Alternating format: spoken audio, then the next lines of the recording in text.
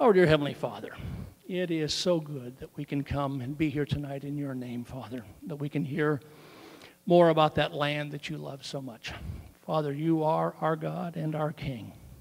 May you be pleased with what you hear and what goes on this night. In your Son's precious name, amen. You may be seated.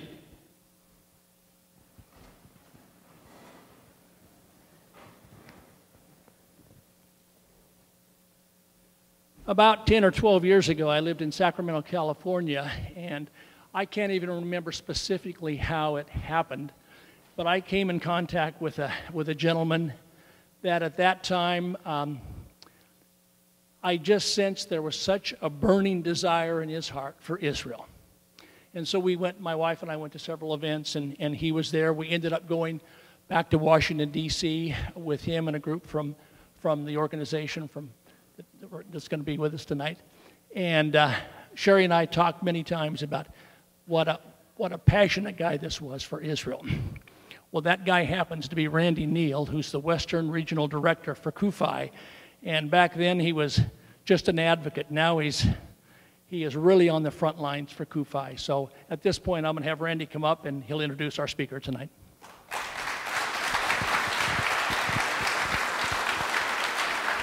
Thank you, Randy. Good evening. Wow, this is absolutely fabulous. When we circled the building trying to find the building a couple times, and I thought, I thought the event was being held in a witness relocation safe house for a couple minutes, and yeah, but it's fabulous. So you've all passed the test, and you're worthy to be on board. So thanks and welcome. All right. Before we get out of the gate, I'm going to just give you 3 disclaimers. How many of you have been to a CUFI event before?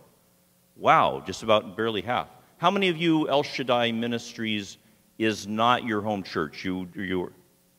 So this is a huge El Shaddai crowd. Okay, so we're kind of preaching to the choir, which makes us feel very comfortable here. So, but 3 disclaimers. One, Christians United for Israel. We were founded in 2006, February 6, 2006. Founded with 412 members then. Today we are on the threshold of 1.7 million members. We're the largest pro-Israel organization in the country. We are also the largest Christian grassroots organization in America as well. But a lot of people get mistaken. They think, we don't hold, this is not a church service tonight. All of our leaders, they have church services. You cross the threshold of their church on a Sunday, you're going to hear the gospel with both barrels, and there's going to be an altar call at the end. And that's okay, but our events they're educational, informational, solidarity events.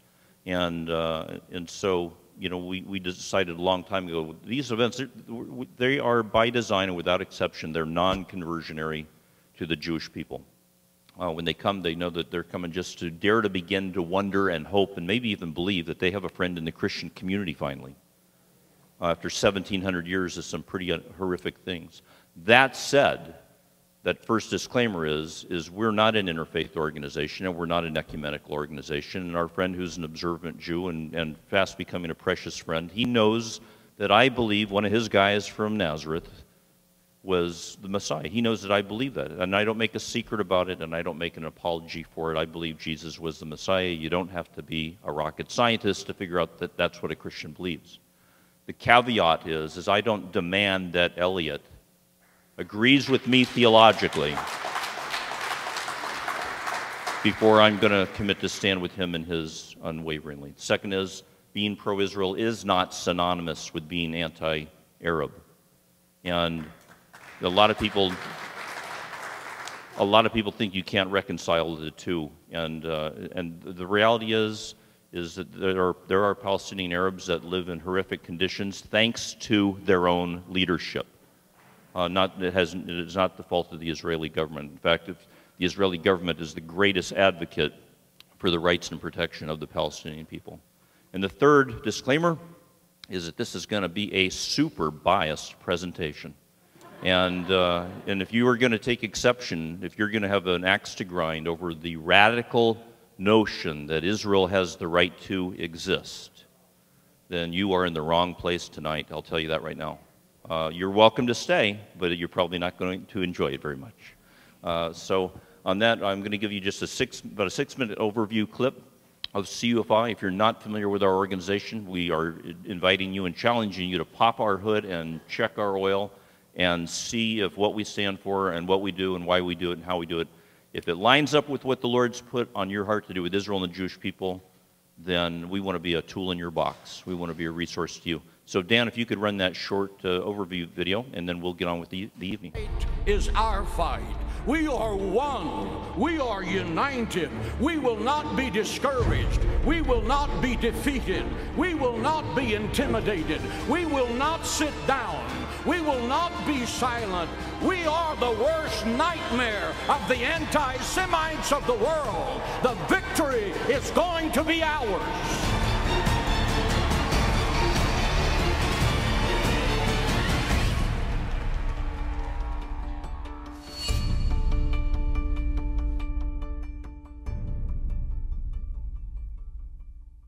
Thank you.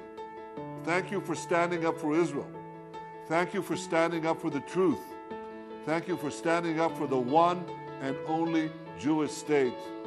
And may God bless you all. May God bless the United States of America. Thank you all.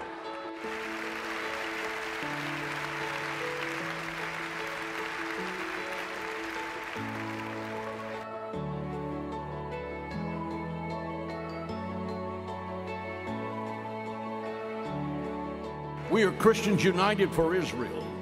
United for Israel began in February 2006 with 400 evangelical leaders in San Antonio. Today, we are the largest pro-Israel organization in America with over 1.25 million members who are ready to respond to the needs of Israel.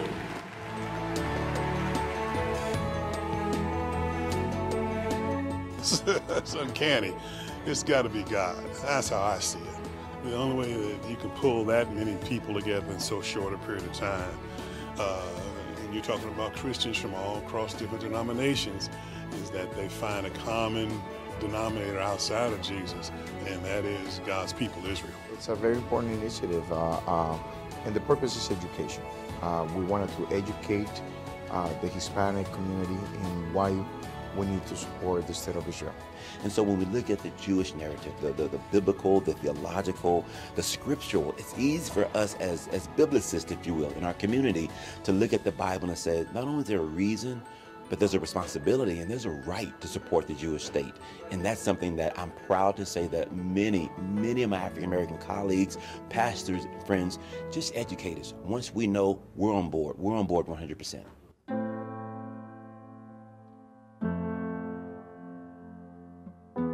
When asked whether or not they're pro-Israel, 66% of Americans say they are. But when asked their position on the conflict, only 32% of college students say they're pro-Israel. But I have a request, a plea to you. I urge you. Redouble your effort on the campus. It's a very hostile place. We like to say that our college students are on the front lines of the battlefield. And that's because there's various opposition on college campuses. You got opposition from student groups, you got opposition from faculty and staff, opposition from biased professors in the classroom. So there's enormous amounts of opposition that students are up against when they're trying to do their pro-Israel activism on college campuses across the nation. People don't see the Israel issue from the light that a college student does. And I know this because when I was in Middle Eastern Studies on my campus and I was getting involved with CUFI as a student, my experience with the Israel issue is far different than people in my church, people in my family, people in the community. You're not going to go to your grocery store and people are chanting Israel's apartheid state in the dairy aisle, but you're going to find that pretty much anywhere you go on a college campus. Any major university has seen some level of anti-Israel sentiment, whether it's institutionalized or into the education system, or it's clubs and other groups supported by faculty and staff on campus. I come to CUFI summits and events such as SALT to be better equipped with the truth and the facts. Abraham Lincoln said the philosophy of the classroom today will be the philosophy of the government tomorrow. The summit allows us to equip ourselves with that education, with that knowledge, with that training, to go out there and really make a difference for Israel advocacy, for Israel, and to support the people of Israel. thank you. Thank you, CUFI, for what you do. There are no greater supporters of the state of Israel than Christians united for Israel, the people at this conference, particularly the people here at dinner tonight.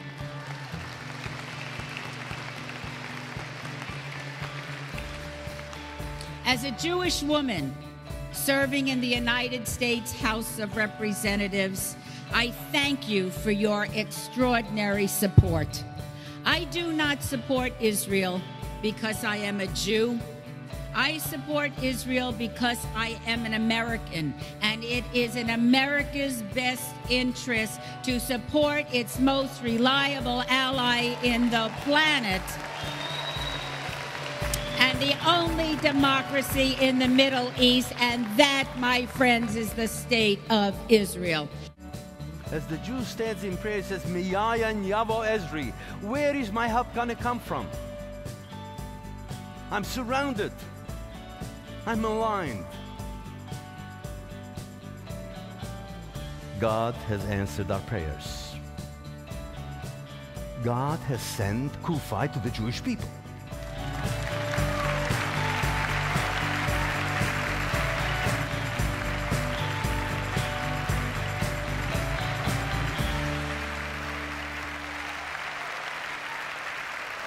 Precious friend, we would never dare script a statement like that, but we couldn't imagine a better compliment and word of encouragement than coming from somebody like him. And I think many of you may remember us having him at El Shaddai not very long ago.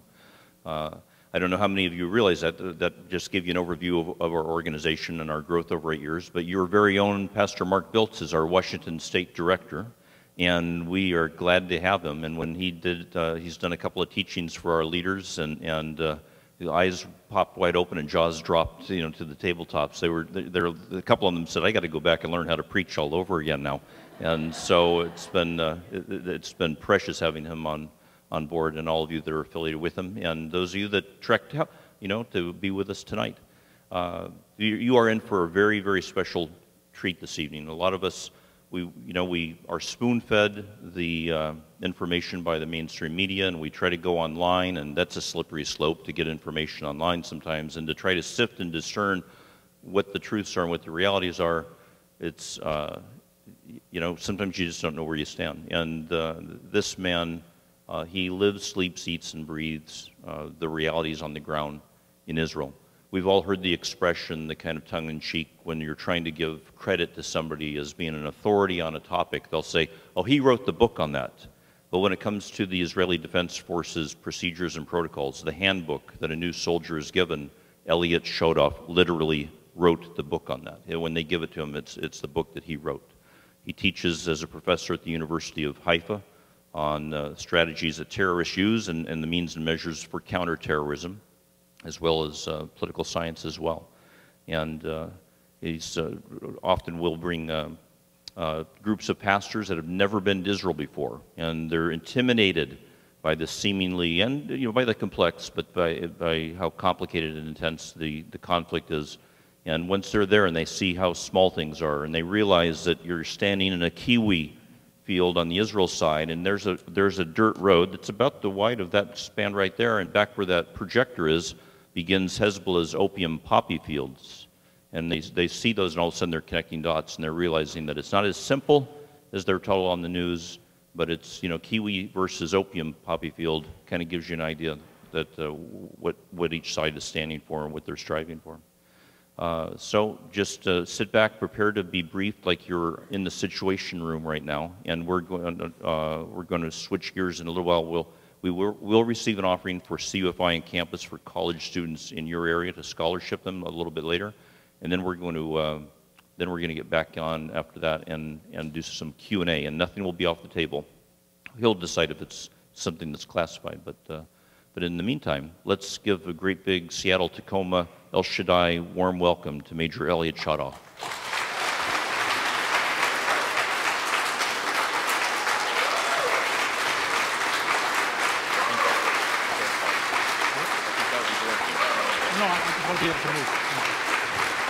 Thank you. Thank you. Make me earn it. Shalom. It's great to be here. Thanks for having me here. I'm going to talk a bit about what's going on in the Middle East. How many here have been to Israel? Did you notice at one point or another in your trip to Israel, if you were addressed by some Israeli dealing with the situation, they probably said something like, you know, right now is a very dangerous time. Did you hear that? So let me let you in on a secret. That's been true since 1948. What's different about today is that it's a chaotic time. And I want to talk a bit about that because what's going on around us affects us greatly. But before I do, if I could have the map up here. Okay. I want to start by giving us a sense of scale. Now, you might be able to tell from my accent and my name, Elliot. I wasn't born in Israel. I was born in the States. I grew up in New York. I studied in Chicago at the University of Chicago. I've been only living in Israel for 31 years. So it's kind of home. As both an American and an Israeli, even today, and even having been an officer in the military, and I should mention I'm a reserve officer, which means that when I'm dressed like this, I represent me, not the military. I don't speak for them. It's a great thing about being in a democracy. When I'm in uniform, I have to say, well, no, when in uniform I say what I want also. But here I can do it officially. It's kind of hard to fully appreciate, A, how tiny Israel is. Can you see Israel on the map? Do we have binoculars? Yeah, it's over there somewhere, sort of between Egypt and Syria and Jordan and all those friendly places. But what we have here is a map of the Arab world primarily, North Africa, Central Africa, a bit of Southern Europe, and out to the Middle East, Iran, Afghanistan, Pakistan. Pretty much everything you see on this map, except maybe those countries on the upper end of Southern Europe, pretty much everything else you see on this map is a sea of turbulence, violence, unrest, some more, some less. I haven't seen the news in the past 2 hours, so what I knew from a couple of hours ago may be a little different, but I'm talking about which country is up and which is down, but it's pretty constant. There's one island of tranquility in this sea of turbulence and violence. It's called Israel, which is why the UN is passing 5 resolutions to condemn us this week. Got to balance things out. Get a sense of that because when they talk about Israel, the expansionist, the colonialist, the imperialist, we're really not very good at it. Israel's, that country where the name Israel is out on the Mediterranean because our area is too small for the name of the country to be written within the area of the country. So that's kind of the geographical background in the grand sense. In a little bit narrower sense, I always say that Israel is living proof that God has a sense of humor. Because we're the promised land. We're about 250 miles north to south. We're less than 50 miles across at our widest point, about 9 miles at our narrowest point. There's no place in Israel where you can stand and be 30 miles from the border. Think about that. And the border is in Canada. Our largest natural resource is limestone rock, which is, if the world limestone market ever takes off, we're in great shape. All the oil in the region miraculously stops when it comes to our borders. Our largest above-ground water reservoir is the Dead Sea. Are you getting the picture? And we're mostly desert. Other than that, it's perfect. And the neighborhood is really bad. Other than that, it's perfect. Okay? So that's the context within which I'm going to talk about what's going on around us. And here I have to tell you, I hang out with a bunch of people who basically do what I do, or did when we were younger, and now we do other things sitting in offices. And what we basically say is that if you're not paranoid, don't worry. You can go to a therapist and you'll get over it.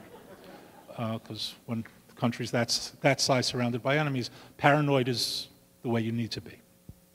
Okay, having said all of that, I want to talk a bit about what's going on in the region around us in what used to be called the Arab Spring. Today we call it the Islamic Winter.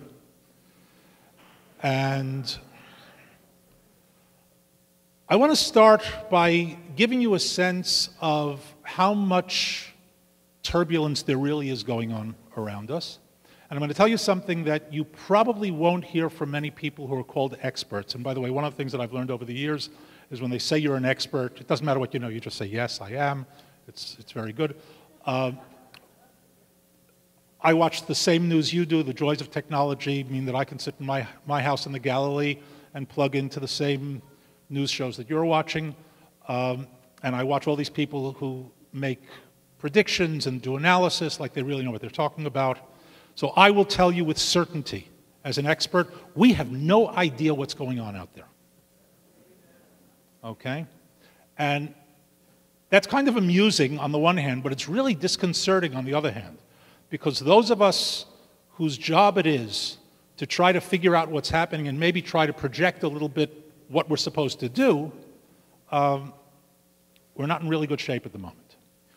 And what I want to do is give you three examples, three sort of different categories of how much we don't understand. And this is also to help you when you're watching the news and you see those talking heads and they talk very sagely, you can sit there and say, no, you don't. But three sort of different categories. The first is a situation in which we didn't predict it. We don't know what it means. We don't know where it's going. But when I look back on it, I kind of understand why it happened. Hold that thought, I'll come back to it. The second, we didn't predict, we don't understand, we don't know what's going, we don't know why it happened, and we really don't get it. And the third, that it's such a game changer that it's changing the way we see how the world works. And this is all sort of happening around us in Israel. So the first, the borders of the Middle East, we don't need the map. If you saw all the borders of the Middle East, or many of them, are straight lines. That's because they were established about 100 years ago, during World War I, in an agreement between the British and the French, before they actually conquered the Middle East. It was still in Turkish hands. They sat in Western Europe, and they divided the Middle East up between them, and then they won, and they took over the Middle East. The agreement between them was called the Sykes-Picot Agreement. Sykes was the British guy, Picot was the French guy. Now, as a rule, and this is true in the Western United States as well as the Middle East, when you see a lot of straight line borders on the map, basically what it means is that some people were sitting somewhere else with rulers, right, and drawing lines. And when they did that, they ignored geography, topography, resources, peoples, whatever was happening on the ground didn't concern them. What concerned them was being either drawing very nice boxes or very nice straight lines. For those who are familiar with the Middle East, the Kurds, for example, were among those who were greatly harmed by the fact that now lines cut through their territory, but they're not the only ones. Today we can say, 100 years later, that Sykes-Picot, for all intents and purposes, is dead. It's dead. The countries that were established by Sykes-Picot, in many cases, are either gone or they're going. Now, that doesn't mean the lines have changed. The lines still sit on the map. We have a saying in the Army that maps absorb everything. Right? You just draw the lines, there they are. But the fact is, take a country like Libya. Does Libya exist? Does Syria exist? Iraq, kind of, sort of. Lebanon? They appear on the map, they've got flags, they have representatives in the United Nations, but who's actually running the show on the ground? They don't even know.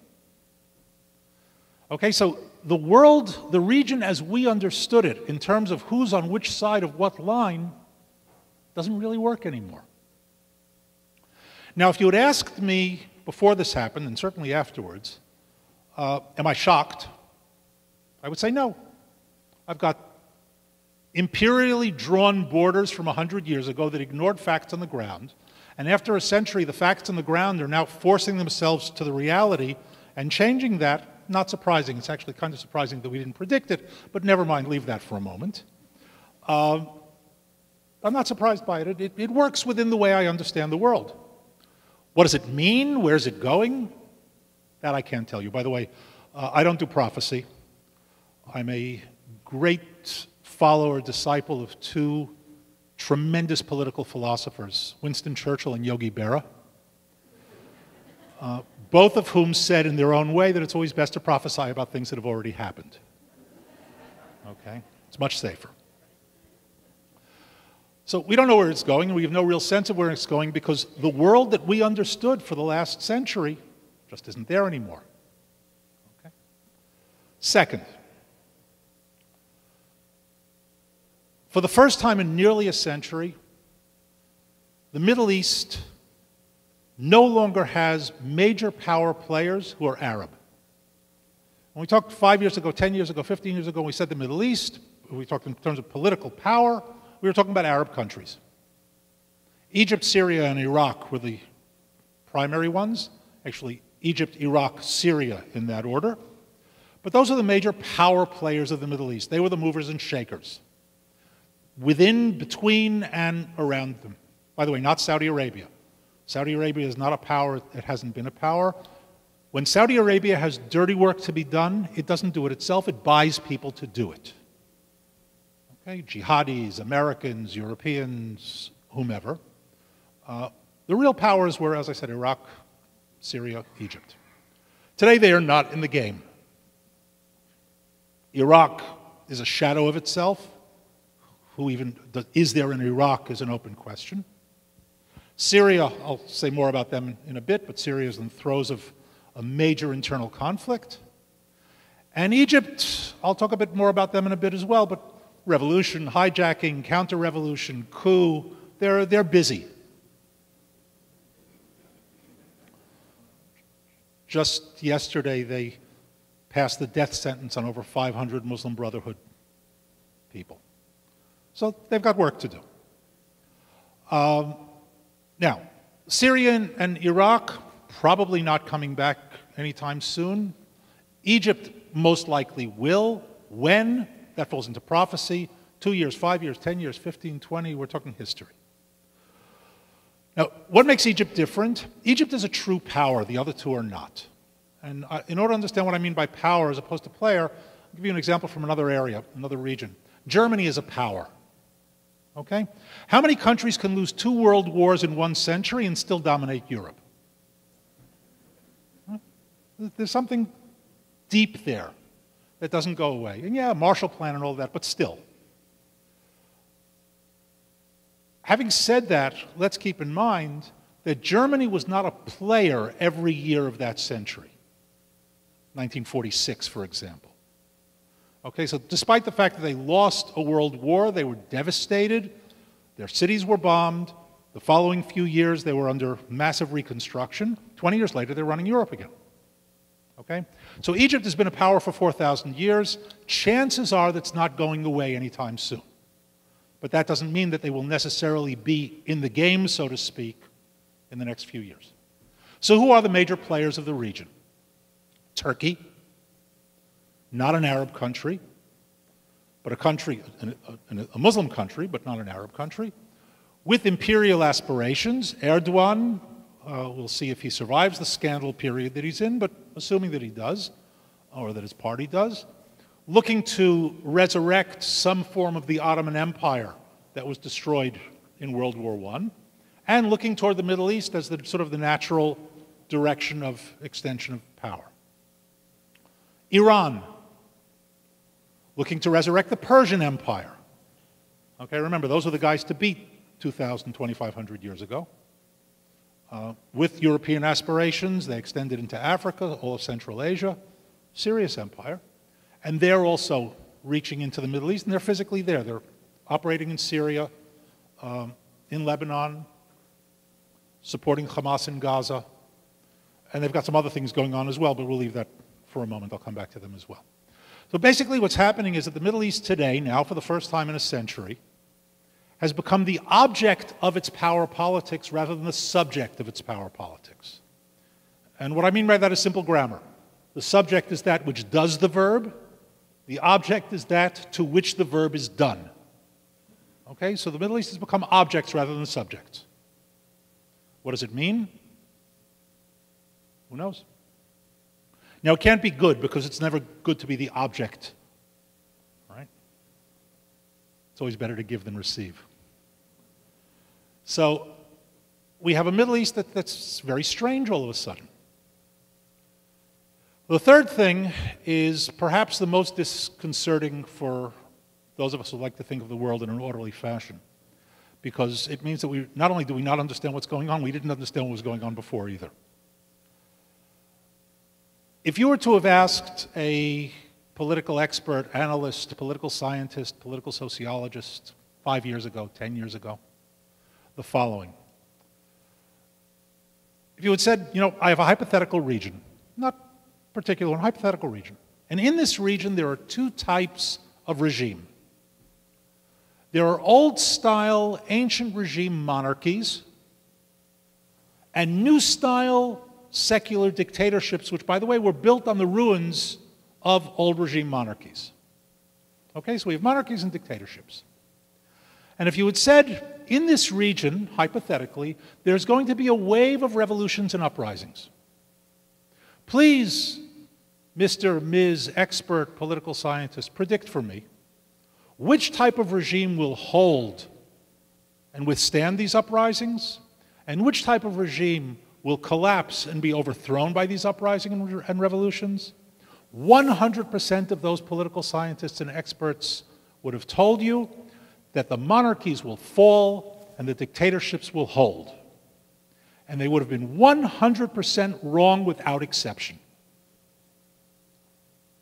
It's not easy to be 100% wrong. I tell my students, you know, to get a 0 on a multiple choice exam takes a lot of effort. Okay? You have to beat the odds. And nobody knows why. In other words, our understanding of how regimes survive, how they move from one to the other, how they progress, doesn't seem to work here. Now, I see PhDs being written in the future about this. It's wonderful for graduate students, but we just don't get it. And it means that we sit and try to look at what's going on around us and say, you know, I thought I understood how this place works, kind of, sort of. And now I realize I don't at all. So that's the kind of context framework that we're operating in, which comes back to something that I said earlier. That's why it's healthy to be paranoid when you're living in an area like this.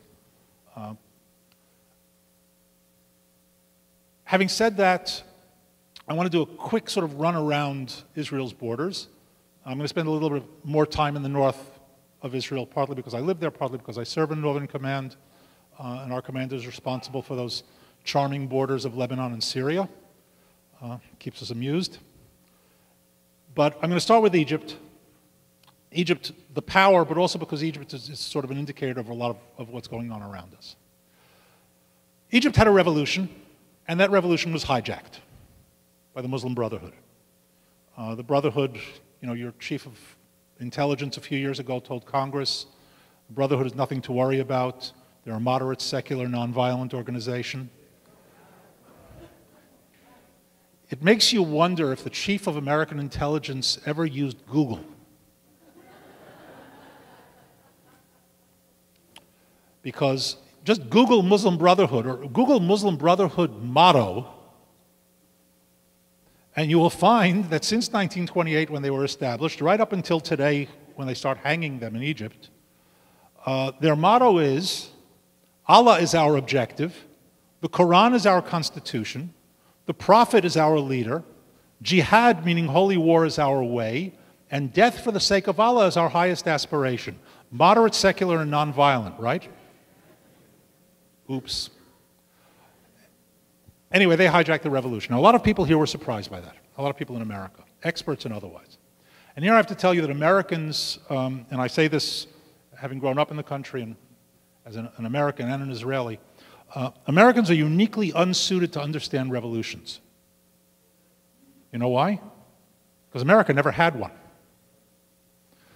Don't be shocked. What we call the revolution was actually a colonial uprising. Nothing wrong with that, but let's understand that it wasn't a revolution.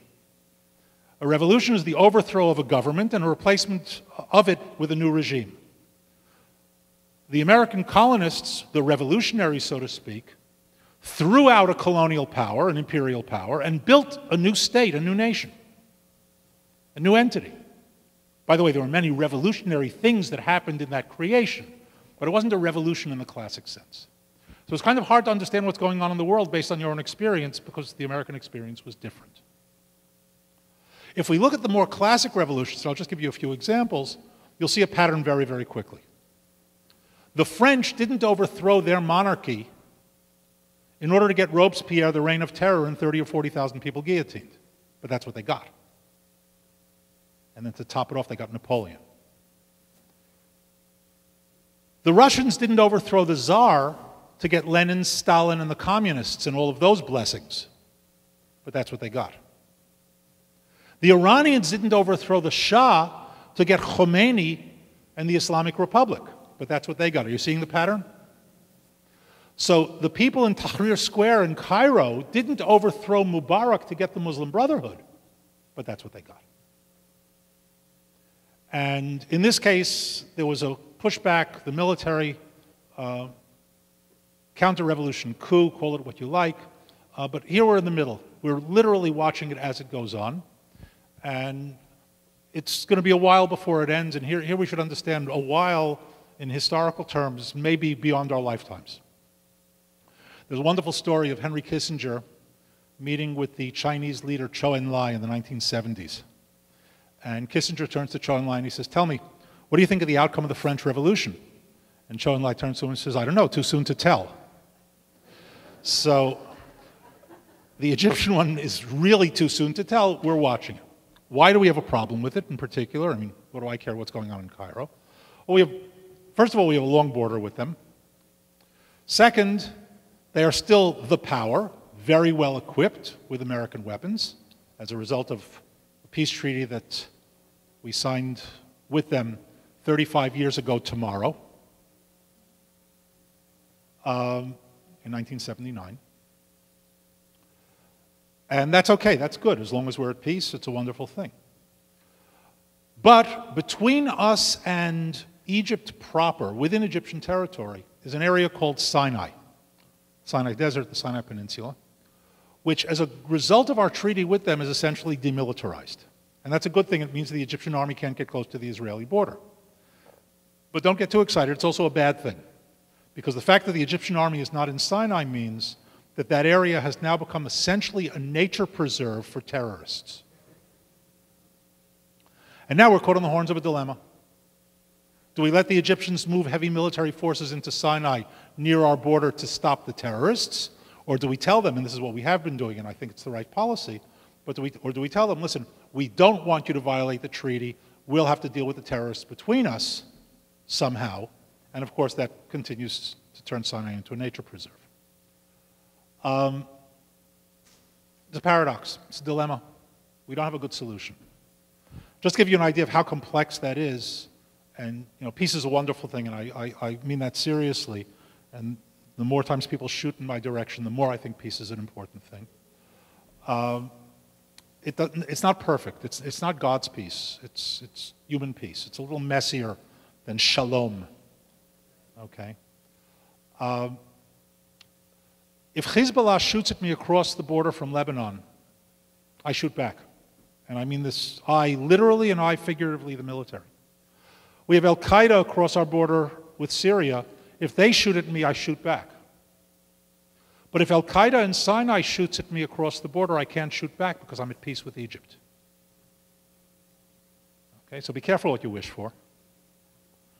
It could be a little tricky. Okay, so that's the Egyptian picture. I'm going to come around to the north. I'm going to skip Jordan. Jordan is we're also at peace with them.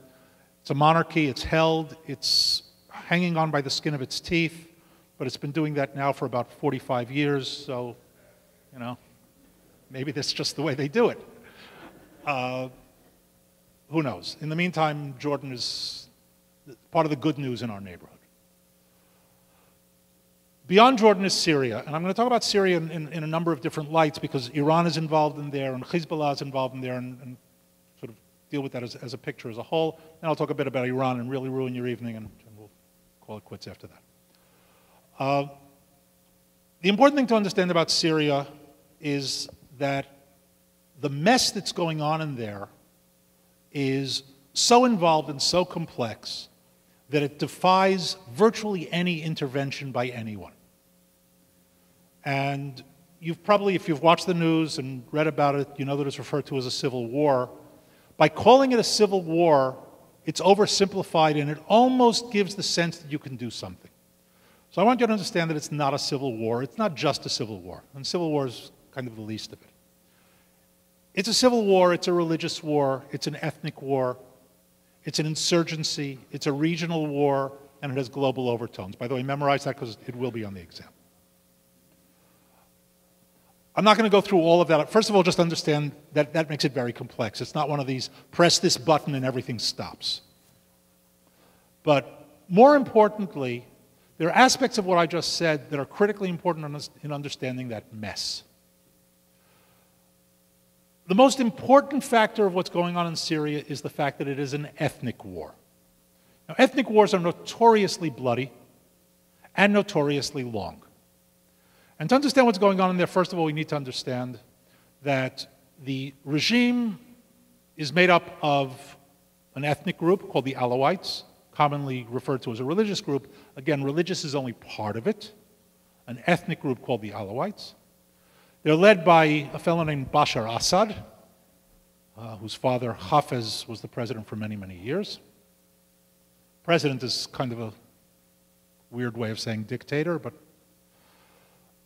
Now Assad, and I'm not an Assad fan by any means, he's a murderous dictator, murders just about anything that moves, kills his own people, gasses his own citizens, aligned with Hezbollah, aligned with Hamas, supported by Iran, and by the way, hates our guts.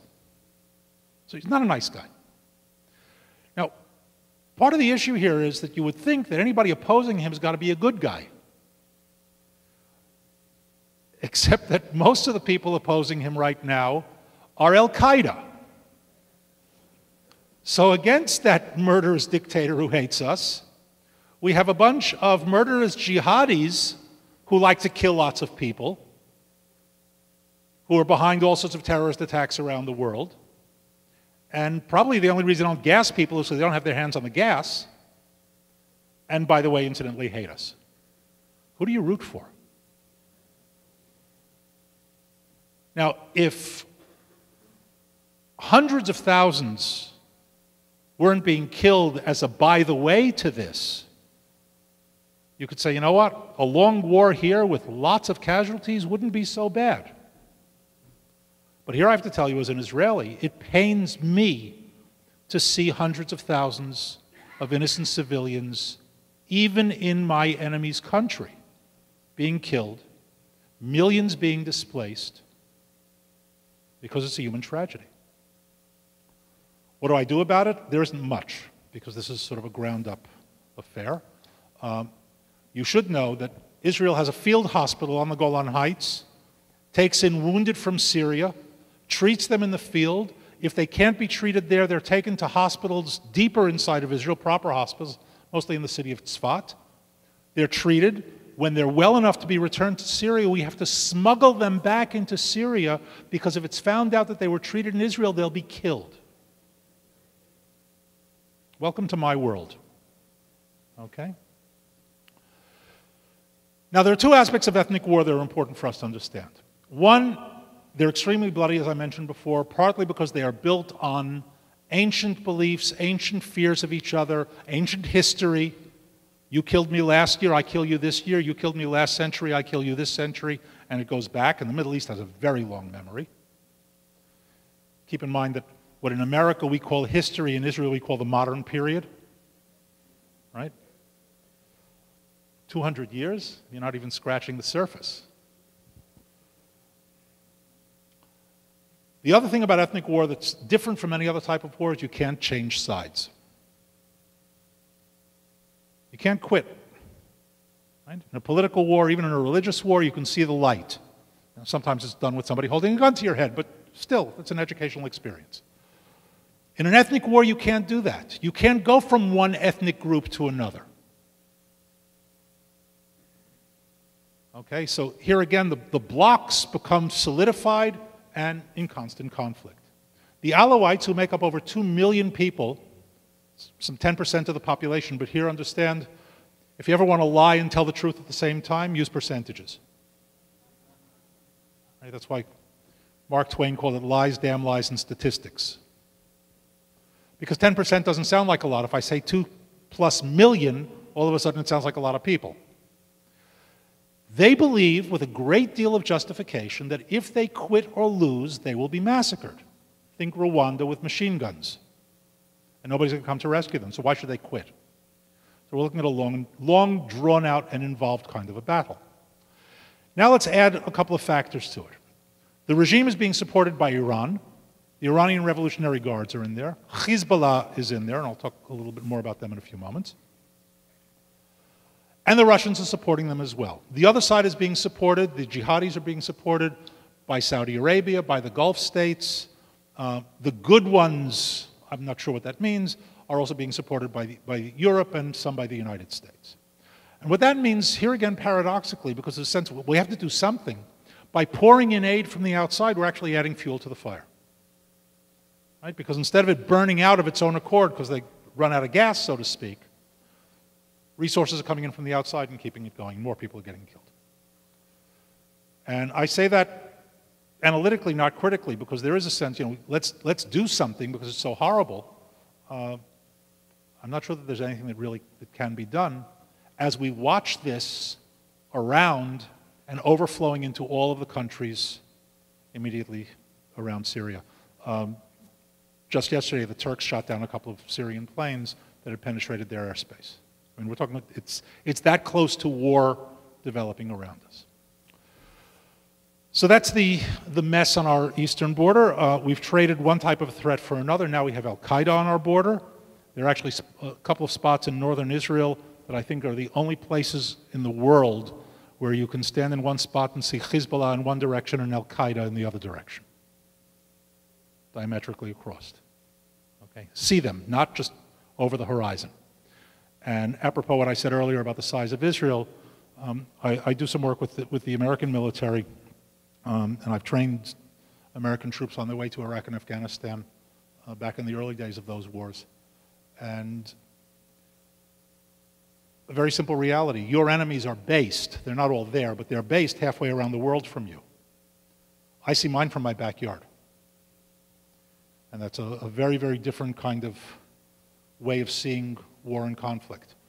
The tactical map in my office, in my headquarters, for those who are map people, 1 to 50,000 tactical map. Up over here has the city of Beirut, capital of Lebanon. Over here, Damascus, capital of Syria. And over here is my house. Okay, so my house, Hassan Nasrallah's house, and Bashar Assad's house are all on the same tactical map.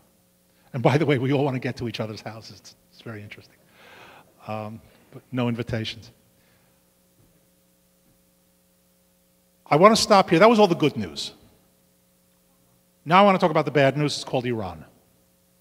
And I'm sure you're aware of Iran's nuclear program and the attempts to stop it and all of that. I'm going to talk a bit about that. But that story is out there, and I can add a bit to it. But because it's out there, and legitimately out there, it's a very, very, very serious problem for us. It's an existential issue. It masks another part of the story that somehow gets lost in the telling. And I think it's important for us to understand it. When people ask, I get this question on occasion, not from groups like yourselves, usually. Well, America has nuclear weapons, the Europeans have nuclear weapons, Israel reportedly has nuclear weapons. I don't know for sure, but I think so. I'm infantry, I don't know from nuclear weapons. Why shouldn't Iran have nuclear weapons? I mean, don't they have a right to have nuclear weapons? This isn't about right. You really want your enemy to have nuclear weapons? So, what do I mean by that? When Khomeini came to power in 1979, one of the first things that he did was state that Iran was at war with its greatest enemy, the great Satan, the United States of America. Okay, he said it. Iran and America have essentially been at war since around 1980. One side doesn't recognize that, and it's not Iran.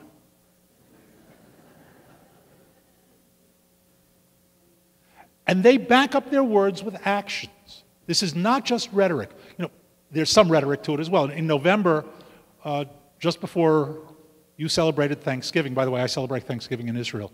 Any excuse to eat a turkey. It's a great excuse. Except I do it on Friday night because Thursday isn't the day off, so we do Shabbat and Thanksgiving together. Anyway, we can't watch football in real time because of the time difference. But a couple of weeks before you celebrated Thanksgiving, Iran celebrated their annual Death to America Day.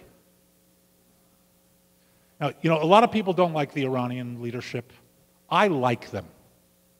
I like honest murderers. It makes my job as an analyst much easier. Okay, let me test you. Death to America Day, what do you think they meant? Okay, this isn't really that complicated. They celebrated on the day, by the way, of the anniversary of the taking of the American embassy. Remember that back in? Okay.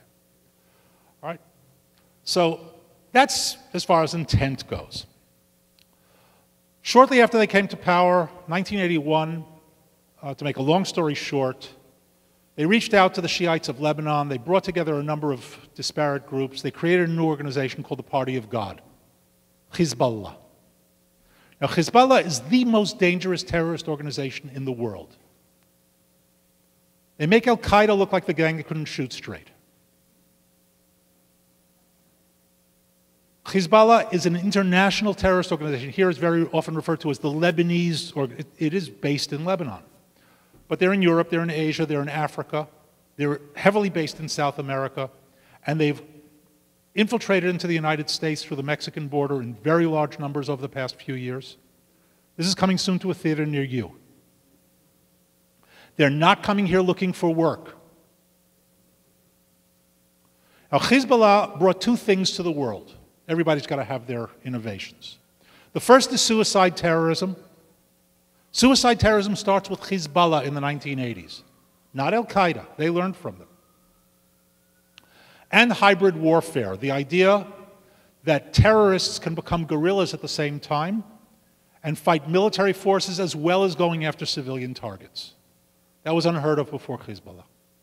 What we are all facing in the world today, American as well as Israeli forces, whether it's in Iraq, Afghanistan, Somalia, and other places we don't necessarily talk about, is an innovation that came out of Hezbollah in the 1990s, that we faced initially in Lebanon.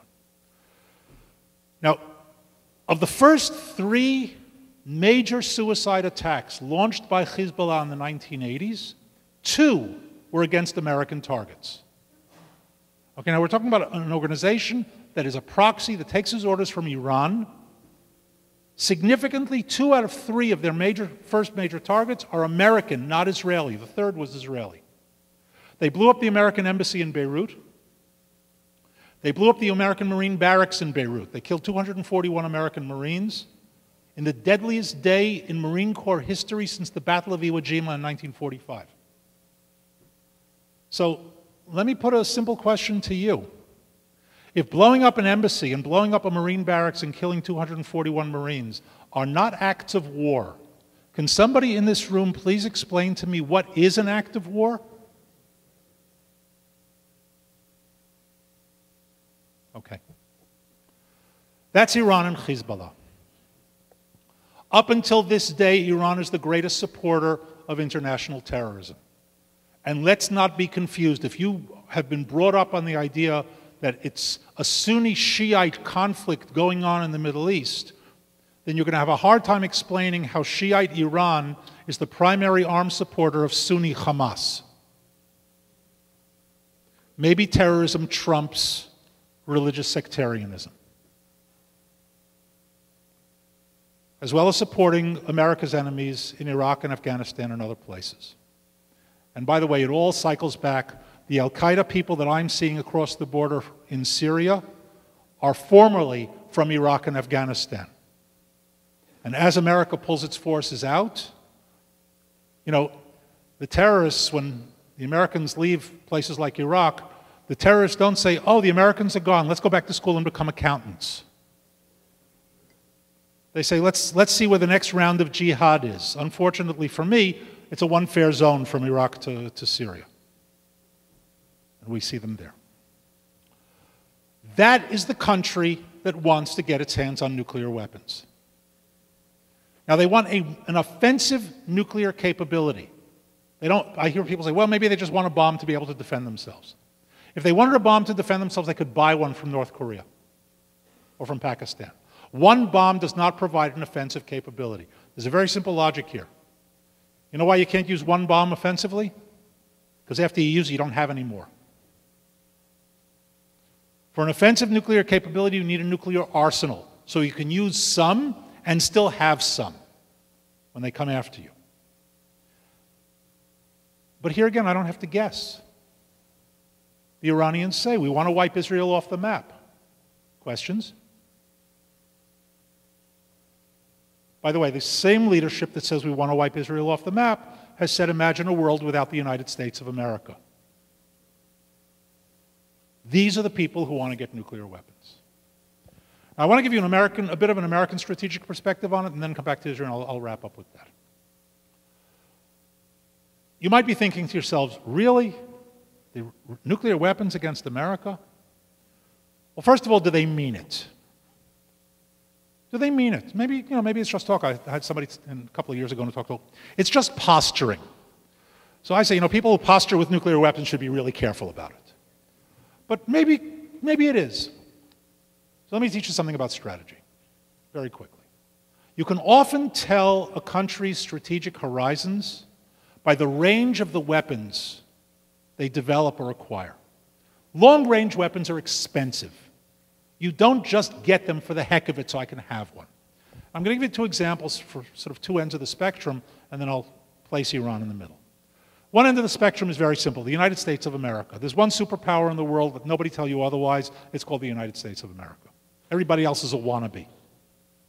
Now, Putin is doing a very nice job of being a wannabe, but Russia's a wannabe. They're not there yet. America's interests, strategic horizons are global as a superpower. And therefore, America has weapons systems that can reach everywhere in the world.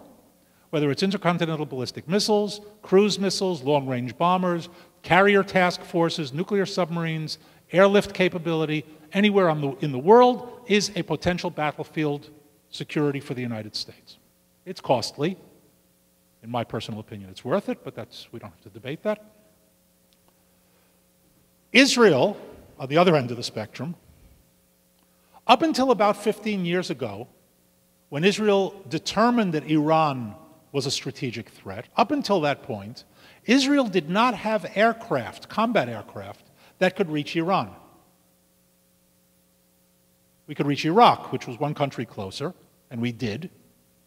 And in 1981, we summarily canceled their nuclear program one fine morning, and roundly condemned by the rest of the world up until 10 years later when America had to go in against the Iraqis, and it was kind of nice for them not to have nuclear weapons at the time. Funny thing about that. But Iran was beyond Israel's strategic horizons and beyond our reach. With the realization that Iran was becoming a threat, Israel turned to the United States. Very often, America is referred to as Israel's ally. America and Israel are not allies, they're friends. There's a big difference. Big difference. We don't have a formal agreement. We have a friendship. And it goes two ways, by the way.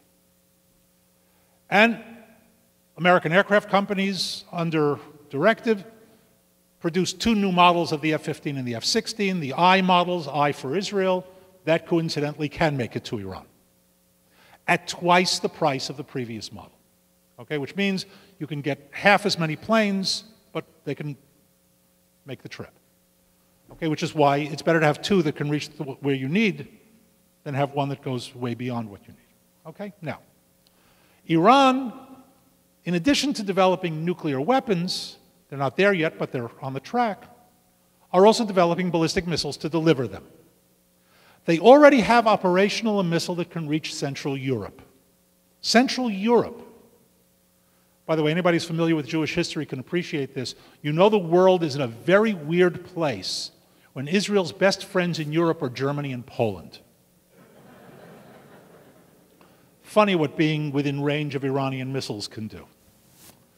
The next missile that's on the verge of becoming operational can reach Western Europe and threaten France. for those who were following the negotiations in the fall and might have been surprised when France stood up and was the sort of the bulwark against a bad agreement, and ask yourself, France?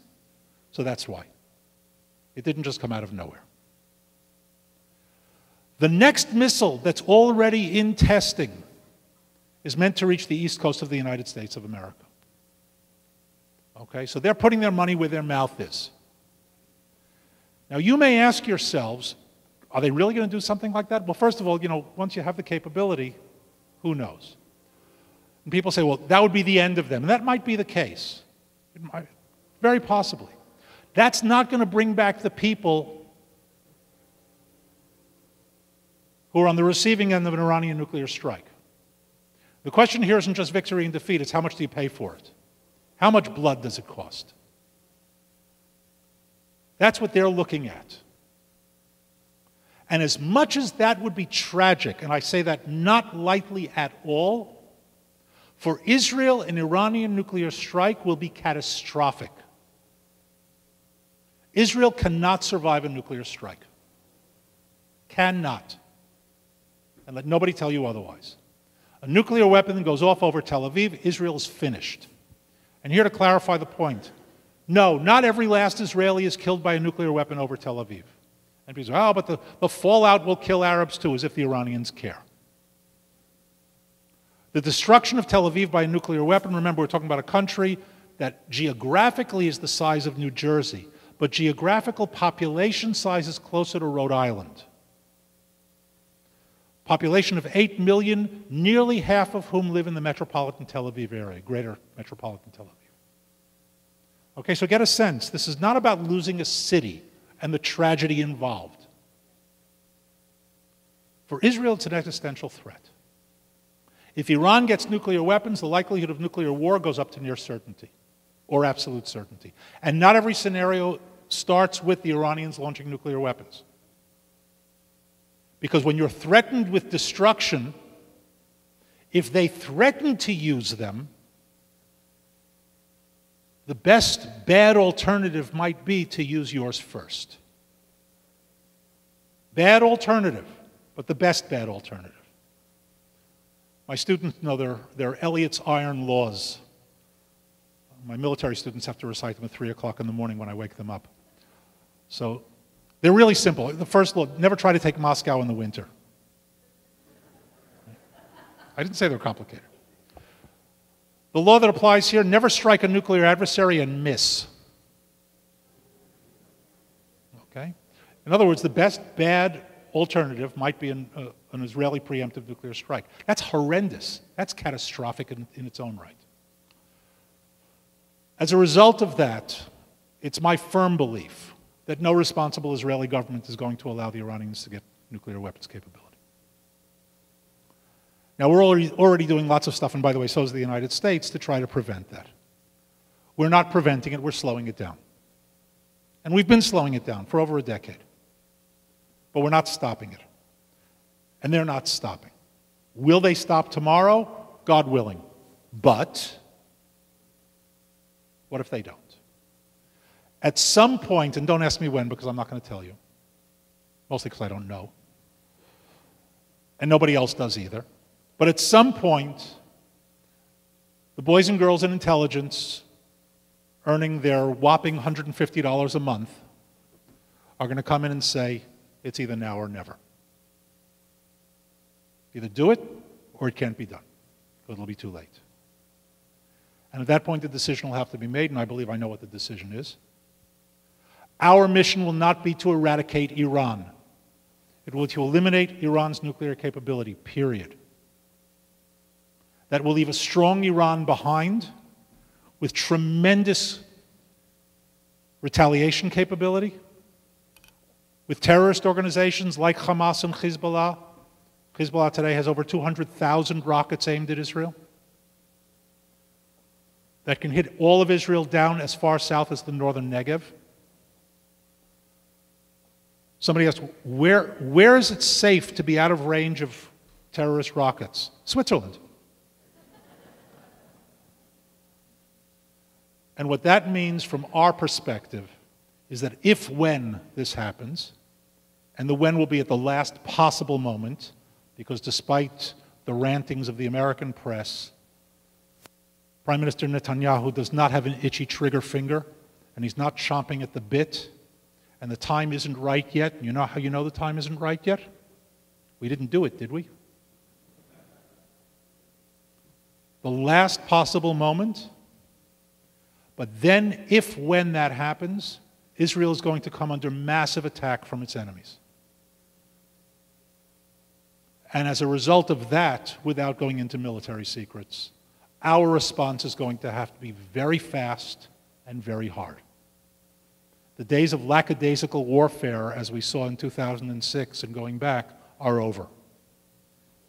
In 2006, when we fought a war with Hezbollah, they were able to fire 200, 250 rockets a day into Israel. Today, they can fire 150 simultaneously at a single target. And they have the ability to launch between 2,000 and 3,000 a day. We're in a whole different world. Having said all of that, this is where you come in. Because warfare today isn't like it was in the good old days or the bad old days, I'm not sure which. But war is a multifaceted affair today. It's not only fought on the battlefield, although I would argue the battlefield is certainly the primary arena, because if you lose there, all the rest doesn't matter. But you can win the battlefield and still lose. The world of public opinion, the world of international opinion, the world of economics, the world of politics.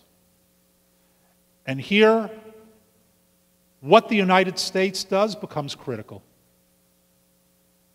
And what the United States does, in large part, has to do with people like yourselves. Still a democracy. And the people who really make the decisions about the people who make the decisions sit in rooms like this.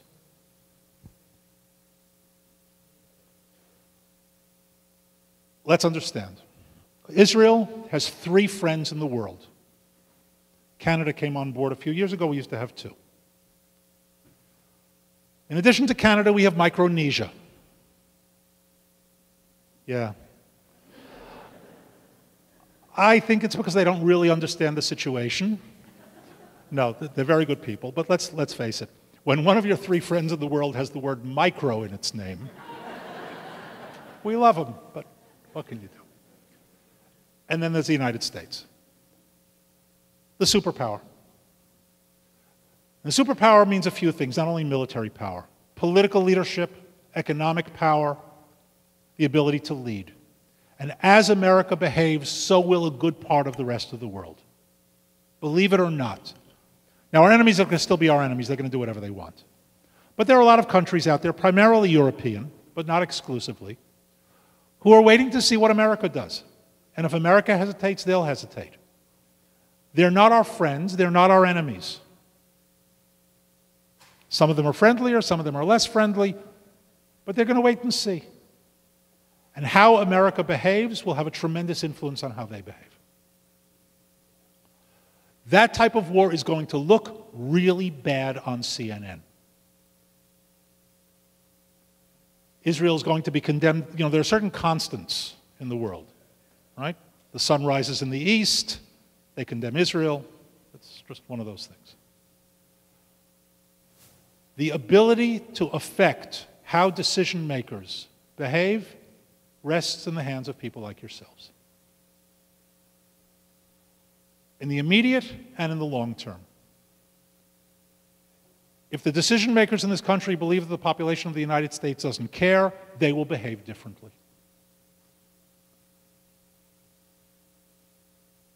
So I put it to you, first of all, thank you for coming out. Thank you for being here. Thank you for caring. Prayer is important. Never turn down a good prayer. But let's understand. Israel is a country that doesn't believe in miracles. It is a miracle, but it has to be done on the ground as well.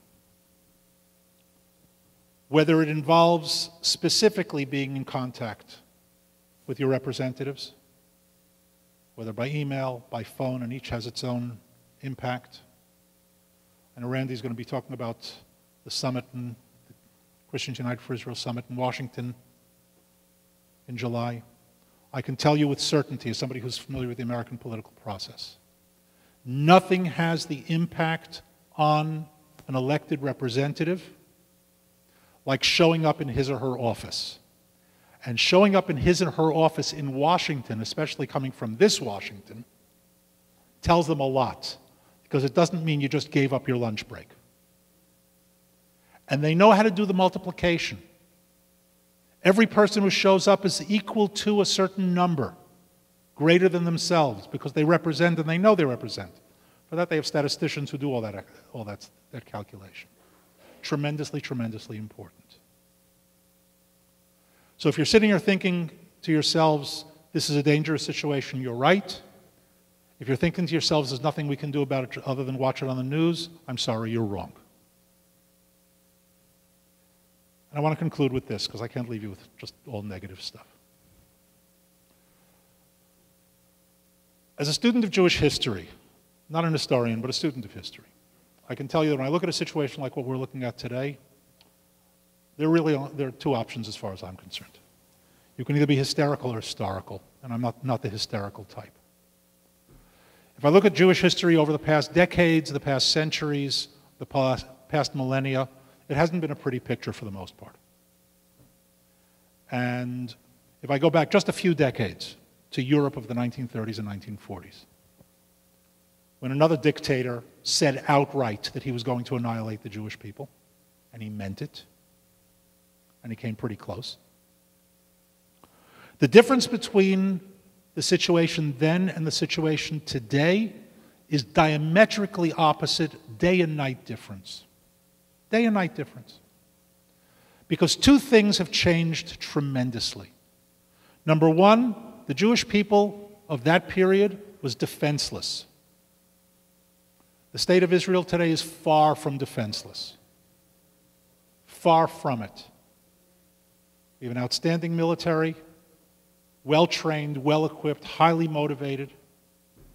Not be-all, end-all, do-all, but not bad at all. And second, the Jewish people of that period and back had no friends.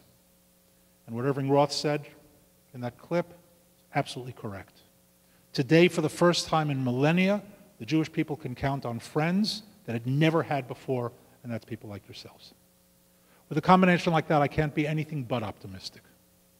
Because I can't imagine that God brought us along all this way to get to this point and have some Iranian leader put an end to it. So, once again, thank you for coming. Thank you for coming out. God bless you. And I'm going to hand the mic to Randy now, and we'll take some Q&A after he's finished. Thank you.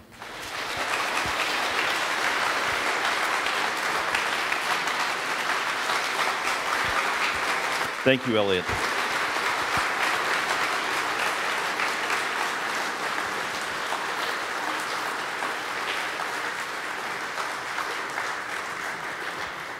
I think it's safe to say the overwhelming majority of you came out tonight to hear a speaker about an issue, a topic that resonates with you. But your presence here tonight is an expression of sorts of solidarity. I mean, you're here tonight to make a stand. There are a number of degrees that we would love to be able to lock our arms with yours. We firmly believe you can't look in the mirror and call yourself a Christian if you don't love what God loves. In my Bible, from the first page to the last, there's a thread that you can follow, that he has an incredible plan and purpose for his firstborn, our older brother, the Jewish people in the state of Israel. To make a spectacle out of them if he has to reveal and glorify himself, to prove that he is who he says he is. And his reestablishment of that homeland is just him proving to everybody that he's in the business of promising, of doing what he promised to do. And so, you know, I think we're all on the same page. I think we're all like-minded. But I do want to just stretch out of my comfort zone a little bit. I'm not wagging my finger in anybody's chest. But you can't stand up and speak up for Israel if you don't show up for Israel. You know, there are people that take predictive prophecies and they treat them like they're a Sudoku puzzle. And they're not a Sudoku puzzle. The prophecies that we see are so that we, like the sons of Issachar, can understand the signs of the times and know what we're supposed to do about them. And there are things within our reach, there are things within our circle that we can do. We can pray like we've never prayed. If you don't already pray for the peace of Jerusalem, then we implore you to start. And if you already pray for the peace of Jerusalem, then it's time to take it up a notch, because we are in an amazingly unsettling hour right now. And we ask you to, join us in prayer, but let's get up from our knees together as well, and let's lock our arms and let's join our voices together so that we can impact that circle of influence that we have. I've said it before at your church, and I'll say it to those that aren't from your church. There is an incredible point and lesson to be learned in the scripture in Nehemiah that's not in the text.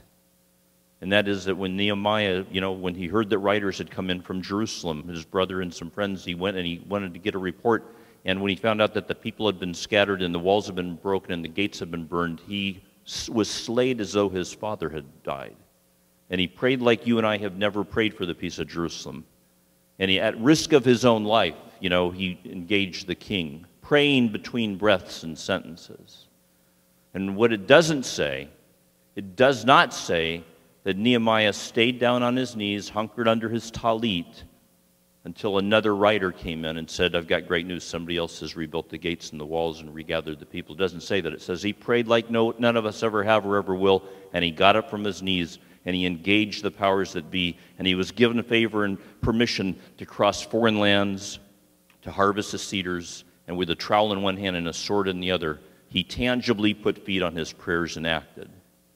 And that's what we're asking you to do. There are people in this room right now that have the financial ability and flexibility of time to join us in Washington, D.C. in July. There are people that in your heart you go, that's not me. Well, if that's not you, then start praying that the Lord would provide. Our summit starts on July 21st. The 6-month snooze button reprieve on the tough sanctions for Iran ends on July 20th. And the only thing standing between this nation possibly throwing that nation, the state of Israel, under the bus and turning our back on her is your and my voice with our elected officials. That we're paying attention. It's not just your Jewish constituents that care about this issue and want to undergird and strengthen and maintain strong U.S.-Israel relations. As Elliot said, she's not an ally, she's our friend. And she's our only friend in a sea of tyranny in the Middle East. So we're going to receive an offering if the ushers are ready. Every penny that we receive tonight will go to scholarship college students from this area. And I'm going to rely heavily on you to help identify and nominate college students so that we can bring them to Washington, D.C. They will be turned into advocacy ninjas. Well, they will have skills instilled in them where they can professionally engage our elected officials, and those are skills that will go and transcend beyond just the issue of Israel. They will translate to anything that's important to them. But we ask you to not just help us identify, we ask you please give as generously as you can so that we can sow into the life of these young men and women. But I'm asking you to take it up a notch. I'm asking you to go with those college students to Washington, D.C. I'm not just asking you, I'm begging you. Every year that we've made this appeal, it's been more important than the year before. This is the year that I believe this is the year that this organization was founded for, this year. There's so much on the line right now. And, we're not going to, I know that there are cameras running, and I don't want to blur the issue. We're a one-topic issue, and I make no mistake about it. We don't have a bunch of other hot-button social political issues, but I'm going to cite a couple just to make an illustration. It doesn't matter how you feel or where you stand on the issue of abortion to me. It doesn't, wherever you stand, the reality is that most people don't realize it only took one person to take that issue from being illegal, bypassing the rabbinical conversation about, what if the mother's life is in danger, and arriving at an after-the-fact form of birth control because one person thought it was a good idea, and virtually the entire Christian community thought so many other people will do something about that, I really don't need to, and they didn't. They left it for other people to do, and our nation began to unravel. Same thing with prayer. I went to school in a federal government school on an Air Force base, and I wasn't just given a moment of silence. I was expected to pray, and if it didn't look like I was really praying, there was a ruler with my name on it. How many people did it take to take that out? One. Because so many Christians thought so many other people will do something about it that they don't have to.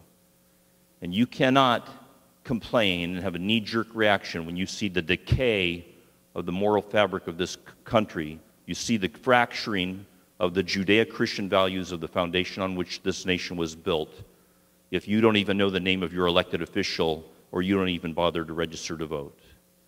Do not look me in the eye and tell me that it's a statement of faith, that God's in control and that prayer works and faith is enough if you won't be the salt and light beyond the thresholds of the doors of your churches and homes. Join with us. Join your voice with ours. Lock your arm with ours. And let's take our nation back. It takes 1 degree to the left or 1 degree to the right to miss the target if you're aiming at it. And this nation just needs to be moved 1 degree to the left or 1 degree to the right to get us back on an even keel. But it's our voices. Our elected officials will only do what they think their constituents want them to do. And the other team is plenty loud. So join with us and let's make a difference. Let's send a message. If you come to D.C. from Virginia or from Rhode Island or from Maryland, big deal. It's a day trip. You can be back before dinner. But when people come from Washington and Oregon and California, it sends a buzz that reverberates down the halls that our laws are made in. It goes around the water cooler. They're from where? Are they lobbyists? No, they're constituents. You're not wearing alligator shoes and $5,000 Armani suits. You're living, breathing delegates and constituents from their districts, and they pay attention. So if any of this is resonating with you, then we'd be grateful to just be on the same bench with you and to be on the same team with you. You were given a brochure for the Washington Summit. If you want to register tonight, you can register for $100. It says $175. If you want to register tonight, you can do it for $100. If you want to take it home, you've got a week to do that. Just put $100 in there and just on there say, Randy said this is okay. And send it in. And when you phone in, just say, Randy, hey, Randy said this is okay. He said $100. So God bless you as you give. We want to wrap this up and just give you a word of encouragement from something that should resonate with you because you all live in the greater Seattle region. You may remember a few years ago that the Metro Seattle bus system, we're going to run a series of ads that were very inciting against Israel. And it basically was driven by an organization called Stop 30 Billion, and it was to try to persuade people to pressure our government to not make good on the pledge of foreign aid to Israel. The rule of thumb that Elliot alluded to, that I'll elaborate now, the rule of thumb with your elected officials is that if you send an email or make a phone call, they think, if the receptionist makes a hash mark for every email or phone call, they think it represents about 1,000 people that just didn't bother to do it, but you did. When those ads were about to run, in a city, by the way, that a few years prior, a guy kicked in the door of the Jewish Federation, drew a sidearm, yelled Allah Akbar, and killed some people. And now we're going to run some anti-Israel ads. The contract had been signed, the check had been delivered, the self-adhesive posters were on the shelf ready to go on the buses. Over the course of a week's time, the council members for the Seattle Metro system had received 1,500 phone calls and emails. They decided to hold a town hall forum. They gave every leader of every Jewish organization that wanted time at the mic to make their case. When it was all done, they said, thanks for coming, we're going to let the ads run. At that moment, we pulled the trigger on our action alert and alerted our members. Many of you probably were a part of that response. In 3 hours, they received 6,000 messages in their inbox.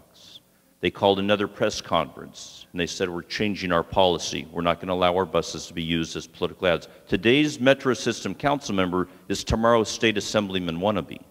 They're thinking. And so that people bothered to pick up the phone, they bothered to hit the send message, and it made a difference locally. And they're part of the BDS campaign. Boycott stores that sell Israeli products, divest from your investment portfolio, anything that benefits Israel, and sanctions, war crimes. When Israel defends herself, they call it a war crime.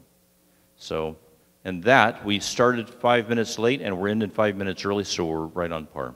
Can we show Elliot some love?